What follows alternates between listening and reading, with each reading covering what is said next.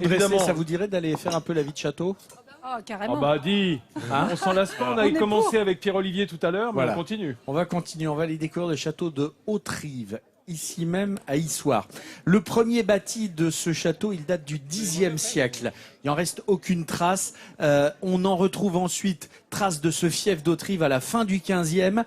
Il y avait à l'époque une ferme, il y avait le château à Haute-Rive, une ferme à Basse-Rive, et entre les deux, des jardins magnifiques.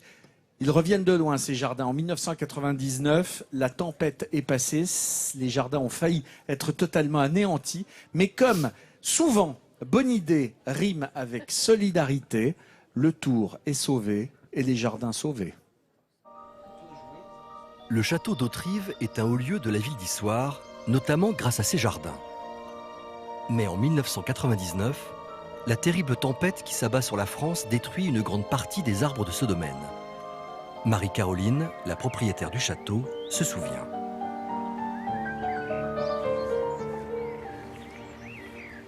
Il y a eu des centaines d'arbres, on a estimé, ça a été estimé, entre 700 et 800 arbres à terre. Et c'était un enchevêtrement mais total d'arbres, et forcément c'était catastrophique. La tempête laisse place au chaos. Un travail titanesque attend la châtelaine et ses jardiniers. Il leur faudra 2 ans pour déblayer 7 hectares de bosquets et 4 hectares de vergers et replanter 300 nouveaux arbres. Marie-Caroline redouble d'efforts pour sauver la pièce maîtresse du château, son potager. Le jardinier ne pouvait pas être à la fois dans les bosquets et dans le potager. Et c'est à ce moment-là que l'idée est venue, provisoirement, ponctuellement, de confier ces carrés de potager à des gens qui n'en avaient pas, qui habitaient Issoire et qui avaient envie d'avoir un coin de potager voilà, dans un cadre agréable aussi.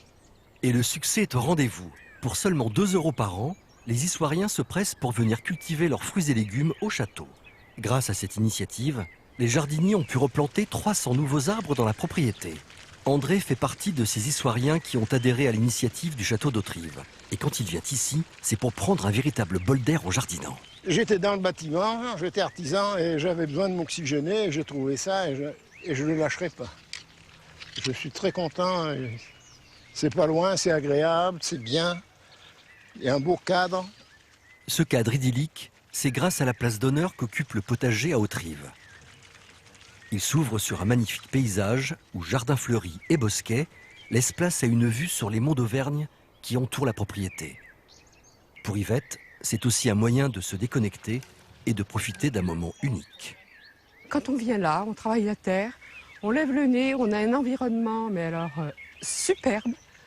Et là, on oublie tout. Et les problèmes, il n'y en a plus. On est dans une autre dimension. Un instant à part, d'échange et de partage, en pleine nature. Cette opération, qui devait être éphémère, s'est finalement enracinée dans la terre d'Haute-Rive, année après année, depuis 1999, pour le plus grand bonheur des Issoiriens et de Marie-Caroline, qui a pu sauver le potager de son château.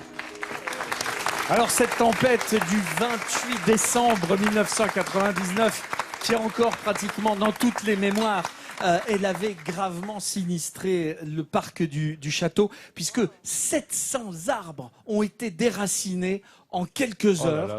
Ça a été un drame absolu.